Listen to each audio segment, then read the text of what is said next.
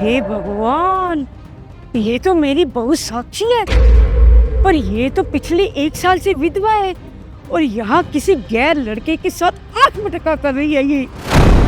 आए जरा आज घर, इसे मैं बताऊंगी आंख मटका कैसे किया जाता है। अभी मेरे बेटे को गए हुए 1 साल ही हुआ है और ये किसी गैर लड़के के साथ ये सब कर रही है। इसे बिल्कुल भी शर्म नहीं है। मुझे तो लगता है मेरा बेटा भी इसी के गम में गया है। आने दो आज इसे घर, मैं बताऊंगी इसे तो आंख मटका कैसे किया जाता है। आ जाओ राहुल। वाह बहू वाह, तेरी इतनी हिम्मत हो गई।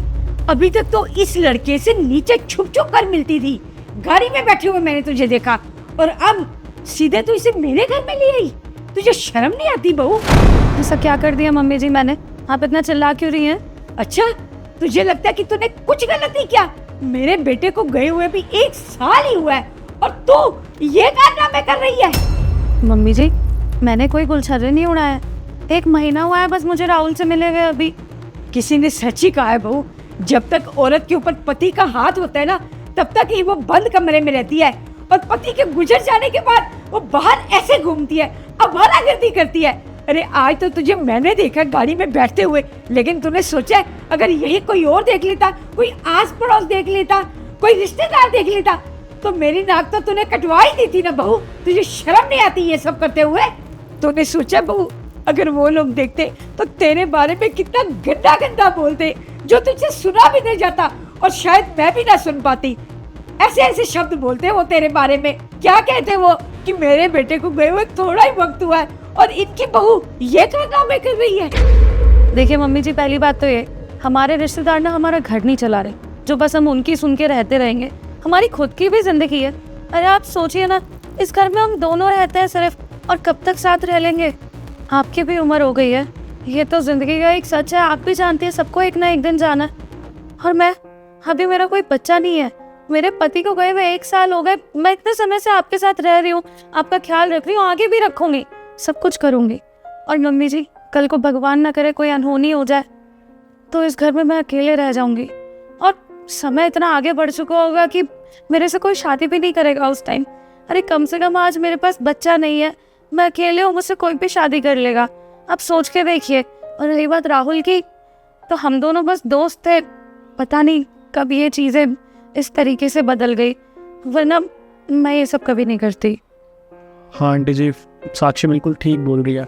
और हमें मिले हुए सिर्फ 1 या 2 महीने हुए हैं और मुझे बहुत अच्छे से पता है कि आपके साथ कितनी बड़ी प्रॉब्लम हुई है और साक्षी के साथ भी बहुत बड़ी प्रॉब्लम हुई। उसका पति चला गया और मैंने जब मिला था ना साक्षी से, तो सिर्फ यही सोचा था कि मैं साक्षी को समझाऊंगा और सारी चीज़ें ठीक रहेंगी ताकि वो कोई गलत कदम ना उठाए। लेकिन हमें सच में पता नहीं चला कि 1-2 महीने के अंदर हम इतने करीब कब आ गए कि हमारी शादी तक बात पहुंच गई।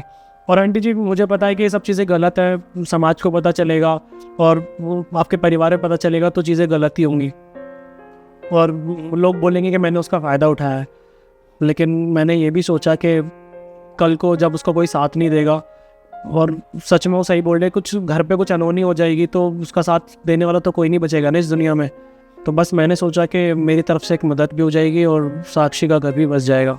और अगर आपको इसमें कुछ गलत लगता है तो कोई बात नहीं, मैं उससे बात भी नहीं करूँगा, कहीं मिलूंगा भी नहीं। देखो बेटे, तुम दोनों जो कुछ भी कह रहे हो ना, शायद तुम अपनी जगह ठीक हो, लेकिन मेरे बारे में भी तो सोचो ना। मैं भी तो जो कह रही हूँ वो गलत नहीं है। मेरे बेटे को गए हुए भी थोड़ा ही वक्त हुआ है, तो फिर मुझे भी तो सोचना पड़ेगा। खैर तुम लोग बैठो, बैठ के बात करते हैं।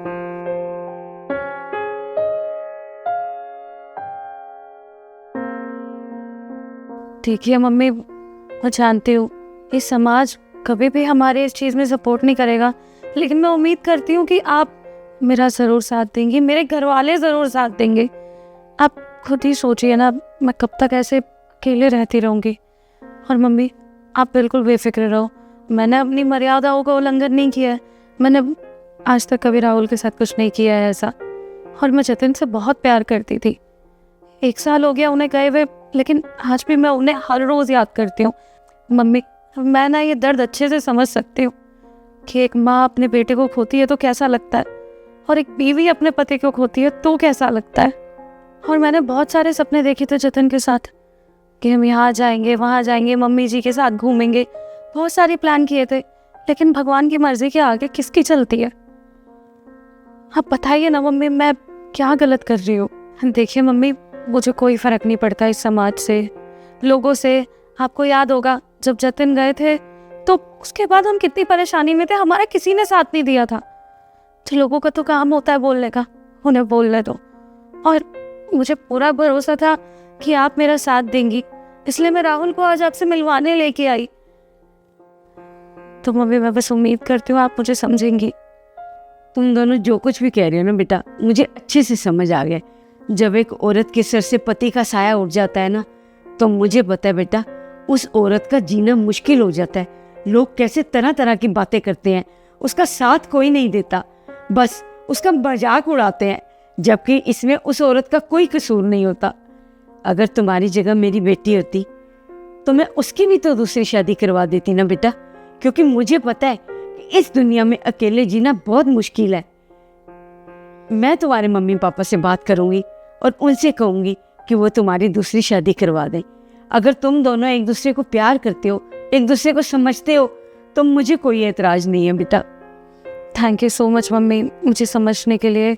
और मेरे घर वालों से पहले तो अब आप ही हैं, आप मेरी बात मान गई, बस मुझे और क्या चाहिए। मम्मी पापा को तो मैं मना ही लूँगी। बिल्कुल आंटी, मुझे ये सुन के बहुत खुशी मिली। और आंटी, ये बिल्कुल ही मत सोचना कि मैं साक्षी का ध्यान नहीं रखूँगा। जिस तरीके से जतिन उसका ध्यान रखता था ना, वैसे ही मैं भी उसका हमेशा ध्यान रखूँगा।